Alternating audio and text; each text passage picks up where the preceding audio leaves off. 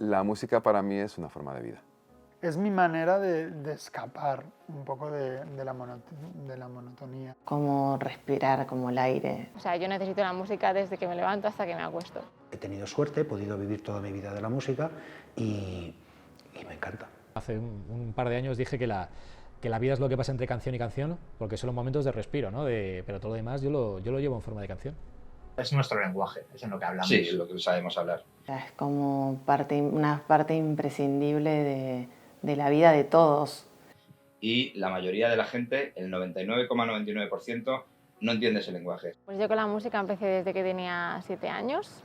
Entré en un conservatorio. Y no entendía para qué me servía aquella actividad extraescolar, ¿no? Te enseñan muchas cosas que de base pues a lo mejor no tienes. Antes de ser compositor o músico o arreglista, necesitas conocer el idioma y eso es lo que te da el conservatorio, que aprendes el idioma de una forma inconsciente, sin darte cuenta, de repente estás hablando en música.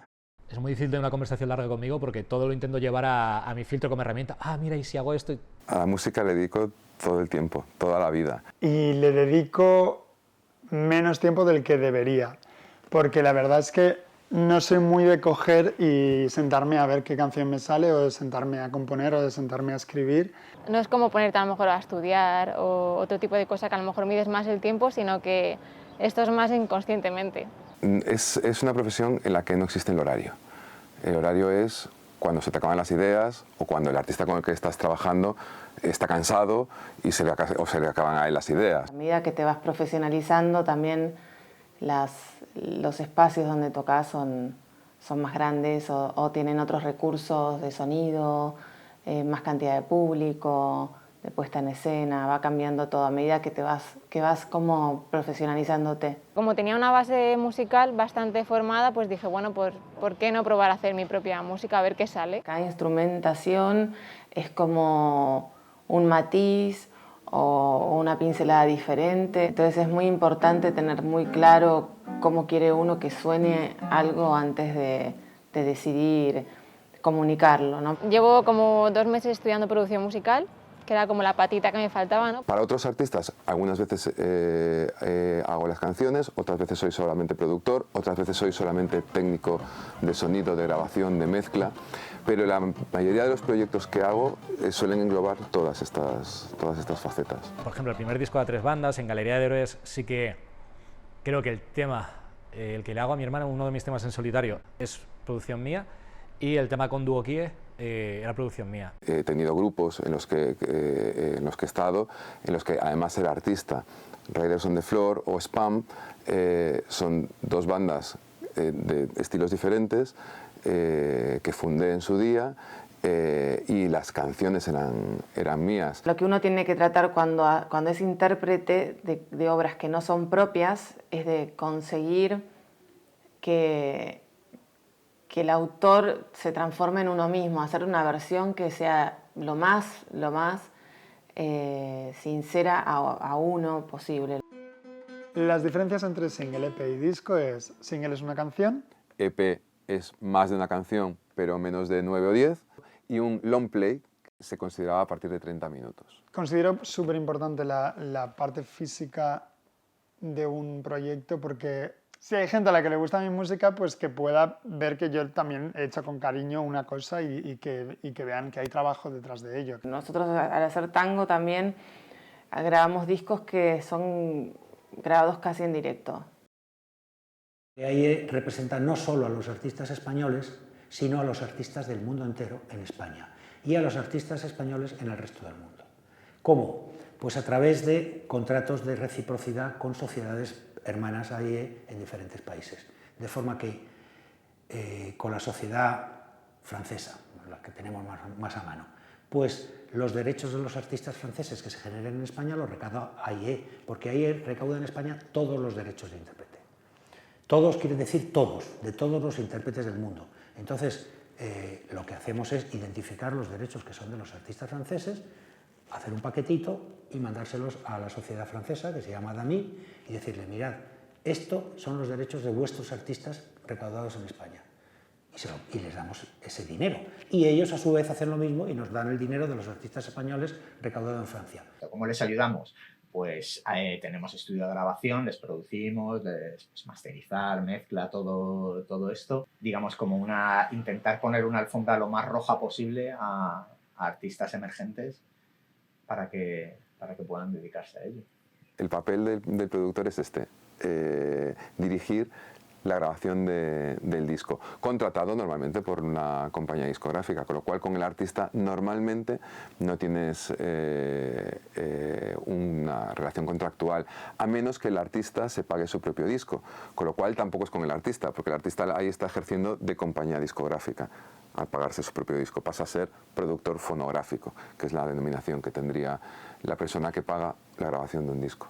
Ves a gente que sí que lo está reventando sin luego adherirse, ¿no?, a una multinacional como Notorious War y tal. Nosotros no podemos competir con las grandes productoras a nivel económico, a nivel trato personal, calidad, sí, podemos competir. Sí, ahí en la calidad podemos competir perfectamente. Creo que las productoras, por supuesto, juegan un papel fundamental y te ayudan muchísimo pues, a esa visibilidad, a esa difusión, al desarrollo de tu trabajo artístico. Que mucha gente me echaba cuentas, ¿no? Como, mira lo que haces y estás en Boa. Y es como si Boa pudiese tener un solo sonido. Yo cada vez veo que tengo menos que ver, y no que sea un pez grande que se esté quedando una pecera pequeña, sino que soy un hámster en una pecera. Y digo, y yo estoy por otros derroteros.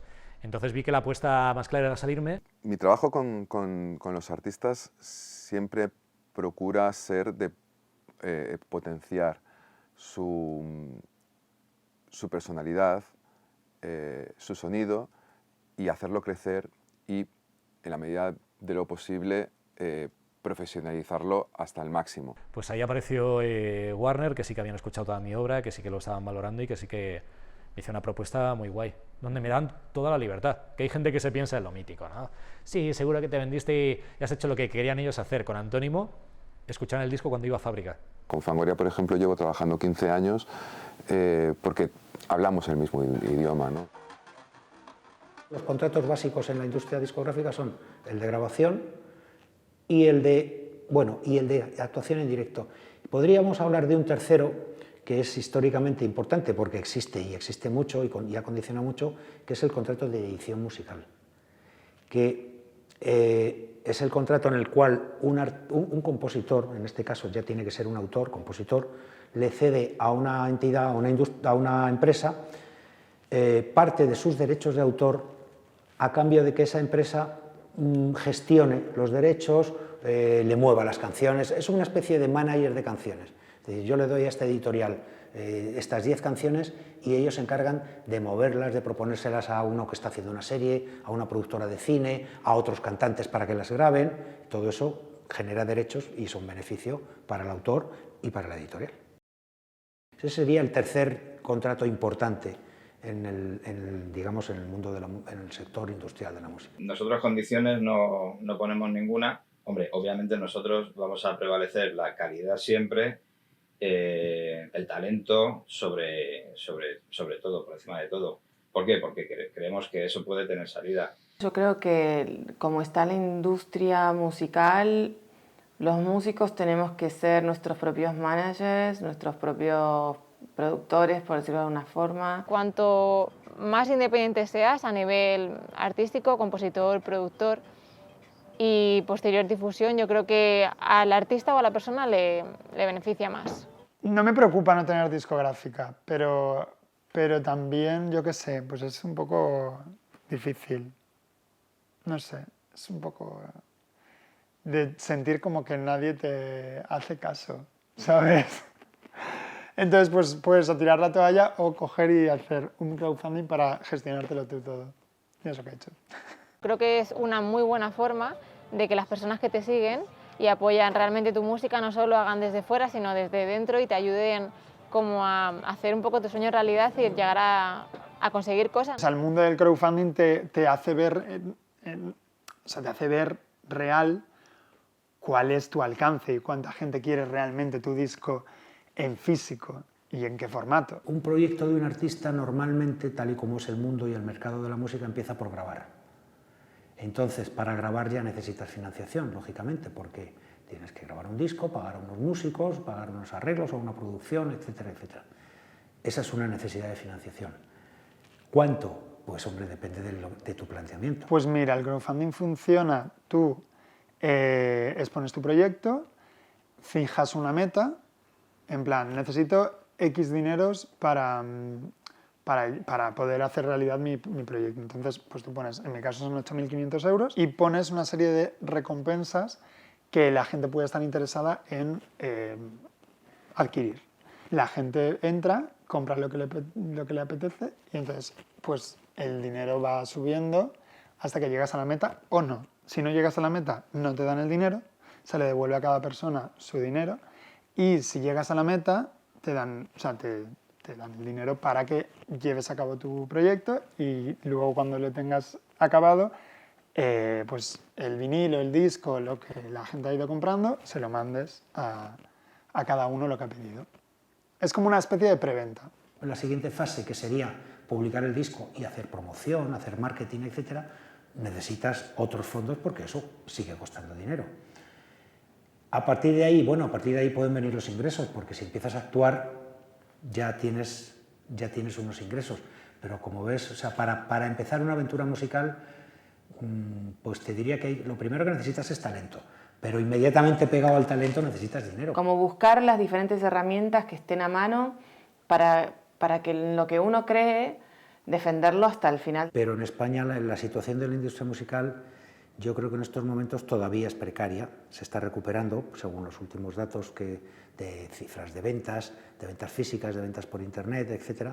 Pero todavía creo que está recuperándose no de la crisis económica que hemos sufrido en España desde el 2008, sino de una crisis previa que el mundo de la música ya traía desde los principios de los años 2000, cuando surgió todo el fenómeno de la piratería en Internet. La situación la veo un poco enrarecida porque lo veo como que cada uno intenta defender lo que le conviene. A nivel musical, la situación es crítica. A nivel comercial, evidentemente... Bollante.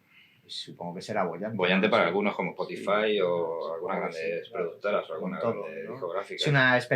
Para mí es una especie de crisis, donde hay gente muy abajo y gente muy arriba. Siempre se abre una brecha. Para mí ahora mismo estamos ahí. Creo que la industria musical en general está pasando por un momento excelente, aunque mucha gente diga lo contrario. Cada chaval en su casa con un ordenador pueda estar haciendo música, hace que haya una variedad de música y una cantidad de producción musical tremenda. La producción musical sí ha cambiado y ahora hay grandes producciones y se escuchan mucho mejor que hace 10, 15, 20 años. Obviamente eso ha avanzado, no lo podemos negar. Tenemos la música que mejor suena de la historia, técnicamente estamos en el mejor momento y los discos suenan increíbles, pero también dentro de todo eso hay muchísima parte que no debería ser considerados discos porque no tienen unos mínimos de calidad ni artísticamente ni técnicamente. Lo bonito es que está más democratizada, ¿no? Y que al final lo que es el trabajo de gira y de festival creo que se está valorando más. Y al mismo tiempo hay un retorno muy bueno de todo esto, porque ya no es exclusividad solamente de las compañías discográficas ese retorno, sino que existe YouTube y puedes tener beneficios de YouTube, existen plataformas como Spotify o Apple Music, de las que también tienes un retorno. Como un arma de doble filo, porque por un lado tal vez económicamente no es rentable para el artista, pero es una forma de que puedas llegar a ser escuchado en cualquier parte del mundo. Los derechos de autor son los derechos que gestiona la Sociedad General de Autores de España, de autores y editores, perdón, que son derechos propiamente de autor. Nosotros gestionamos el derecho de intérprete. Nuestra relación con pues formamos parte del entramado de la propiedad intelectual. Creo que todo tipo de obra debe estar registrada para que se reconozca al menos ese mérito de esa persona, ¿no? Cualquier músico que registre quiere decir que grabe una canción, tiene derecho a ser socio de AIE. Registro mis canciones en las GAE. La primera sí que tuve que pasar la partitura y ya una vez tienes una canción en las GAE puedes subir el audio y con eso ya te la te la registran. Ahora hay muchos métodos para registrar una canción, para las propiedades que no pasan por la SGAE obligatoriamente y que no... No, en el momento que lo subes a Spotify ya Sí, tienes ya, un registro. y eso lo tramitamos también un poquito nosotros con las subidas a plataformas. Si no eres socio de AIE no puedes cobrar tus derechos de propiedad intelectual. Esto quiere decir que un artista graba un disco, ese disco tiene éxito, lo ponen en la radio, suena muchísimo, lo ponen en la televisión, se oye en todas partes, es un éxito. Bueno, pues los derechos de intérprete que genera ese disco, tanto en radio como en televisión, como en hoteles, discotecas, donde sea, si no eres socio de AIE no lo puedes cobrar. Porque en España, y según la legislación española y europea, los derechos de intérprete los tiene que gestionar una sociedad, no se pueden cobrar individualmente. Hay dos personas, realmente, dos profesiones que se reparten los derechos de autor en música, que son el compositor de la música y el escritor de la letra. La discográfica necesita tener libertad para reproducir el disco, que es un derecho exclusivo de los autores y de los artistas, para distribuirlo, hacer copias y distribuirlas, para comunicarlo por la radio o por la televisión o por donde sea. O sea que ya van 3 derechos. Esos derechos se los cedemos a la discográfica, pero a cambio la discográfica nos va a pagar un royalty sobre las ventas, un porcentaje sobre las ventas, vamos a cobrar unos derechos de autor, si somos autores, aparte de la venta del disco, por la sociedad de autores, y vamos a cobrar unos derechos de intérprete de comunicación a través de AIE, puesto que sí somos los intérpretes de ese disco. Creo que al final el copyright es un invento más de las discográficas para tener atado todo y sacar tajada de todo. Entonces, de repente es como, yo como artista me siento halagado si alguien canta mi canción. Pero siempre y cuando no estés tú ganando dinero a través del arte de otro. Yo creo que ya no existe la piratería musical. O está reducida a mínimos ya, ¿no? Desde el momento en que existen plataformas como Spotify o YouTube o Apple Music, en las que tú puedes escuchar una canción gratis, no tienes la necesidad de piratear, ¿no? ¿Spotify no es una piratería? Sí. Pregunto, ¿Spotify no es piratería? Que tú puedas escuchar música totalmente gratis, te ponen publicidad y tal y cual, pero tú puedes escuchar a través de Spotify música gratis, ¿no? Y tú dices, bueno, pero si es gratis, el artista no cobra. Sí, porque si es gratis, en YouTube te ponen un anuncio o en Spotify te ponen un anuncio. Y funciona como en la tele. Si tú estás viendo publicidad, hay un retorno de inversión porque hay una gente metiendo dinero en esa publicidad.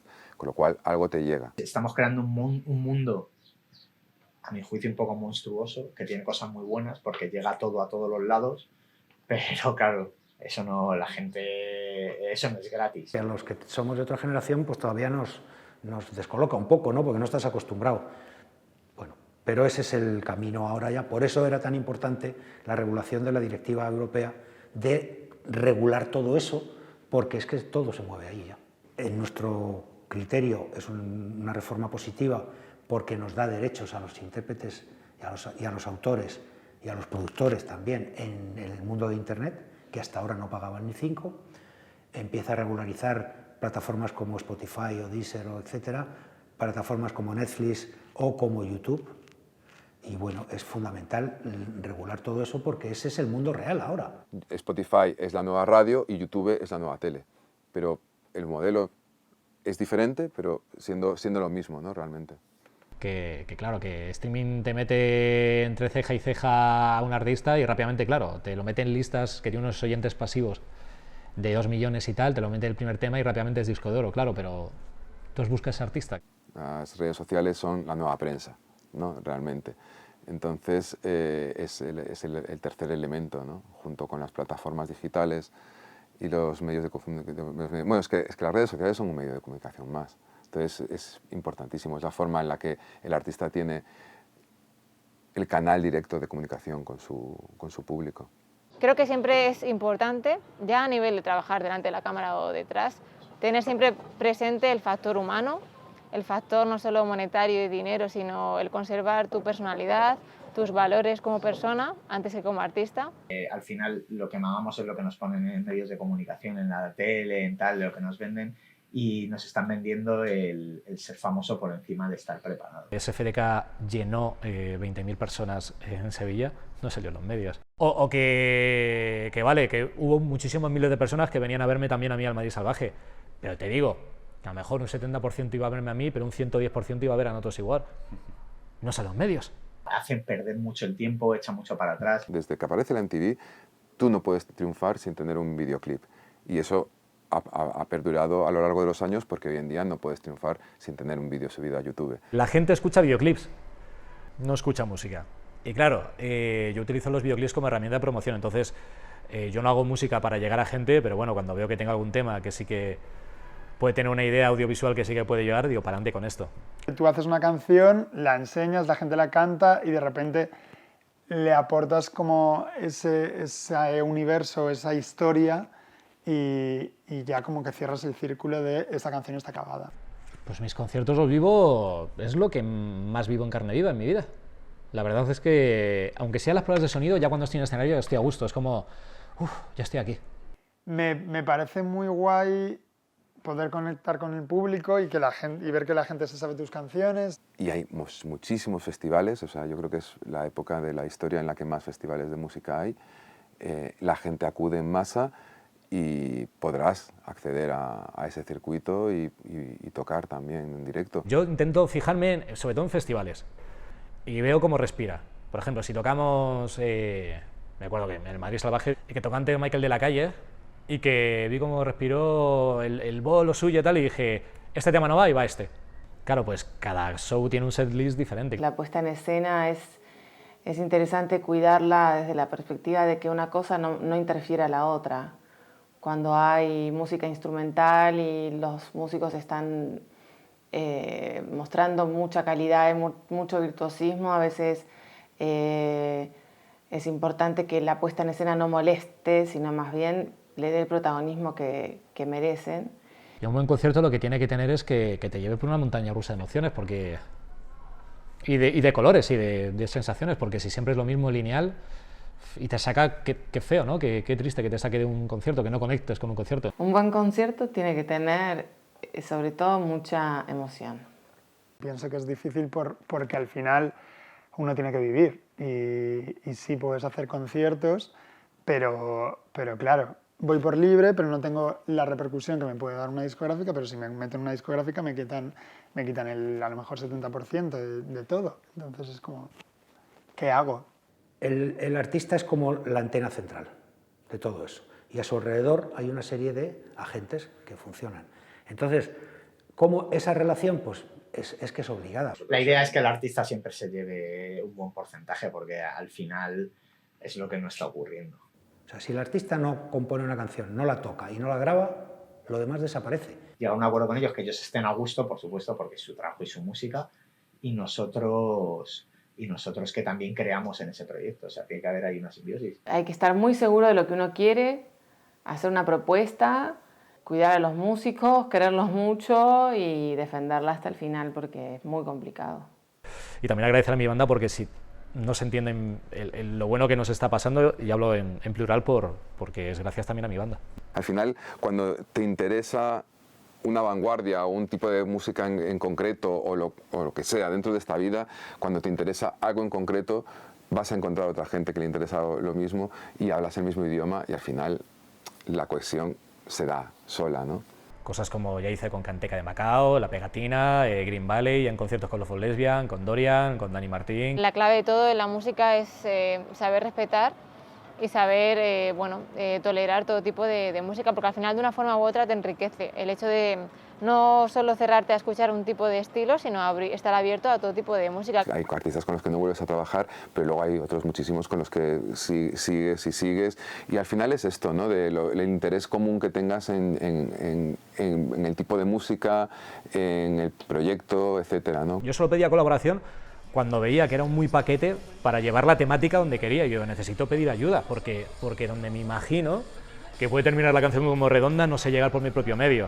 Y sabemos qué es lo que hay que hacer para hacer un gran éxito. Fácil, sencillo, rápido, pegadizo, repetitivo y Y esos son los 3 factores. Entonces me gustaba ir como a la cuna, a la meca donde se había hecho grande cada uno de los géneros. Y de ahí Libertad 8, que es donde se han hecho grandes gente como Rosalén, como Andrés Suárez. Yo siempre les digo a mis artistas que la música es una carrera de fondo. Una maratón de 50 kilómetros o más. O sea, Sí, esto es un carrerón tremendo, claro, y a lo mejor no llegas ni a la final, o sea, no llegas ni a la meta. El ingreso de dinero y el retorno de la inversión que tú haces en tiempo y en equipo, si insistes, si lo haces bien y corres esa maratón de la que hablábamos antes, llega. Pero hay una cosa que ahora me chirría mucho, que eso sí que no me gusta, cosas que incluso yo me beneficié con los premios MIN, que son las votaciones de público. Y las votaciones de público de esto de para votar te tienes que registrar a la página y me quedo con tus datos, yo lo veo más por parte de medios. Los premios MIN hemos vuelto este año porque habíamos estado 3 o 4 años alejados de ellos y muy contentos de volver a estar porque bueno, son los premios de la música independiente y entonces me parece que son un vivero importantísimo de gente de donde está saliendo ahora todo. Cuando llegan a las multinacionales, primero han grabado 2 o 3 discos ya en una pequeñita que es la que se ha currado el grupo, la que los ha puesto aquí arriba, y entonces llega una multinacional y dice, no, para mí. Bueno, así es la vida, ¿no? Ves otros artistas que sí que empezaban con lo independiente y lo han pasado, ¿no? Una multinacional porque quieren un quebradero de cabeza y porque entienden que no todo es dinero. Porque al revés, mucha gente que se piensa que la gente vamos a las multinacionales para ganar más dinero, y al revés, porque yo con la autoedición, ¿cómo me va?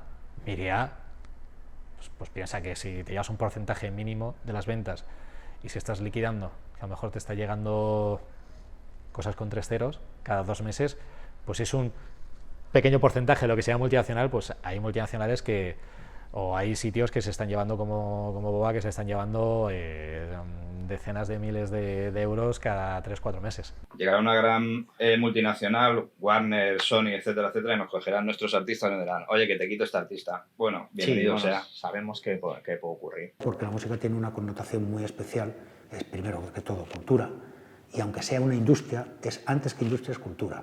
Y entonces, pues, habría que tener en cuenta eso, pero en fin, eso ya sería en un mundo un poco más utópico que este nuestro. Ser artista es algo más allá, es decir, ser artista además tienes que conectar con tu público. Porque no todo se trata de tener una buena voz o de tocar muy bien un instrumento, también es comunicar algo que nadie está diciendo en ese momento y que mucha gente se siente identificada. Un artista, por ejemplo, podría ser Lola Flores, que a lo mejor no tenía un gran talento en nada, como ella decía, que ni cantaba bien ni bailaba bien, pero era una gran artista porque conectaba muy bien con el público. Pero creo que el talento viene de la mano del arte.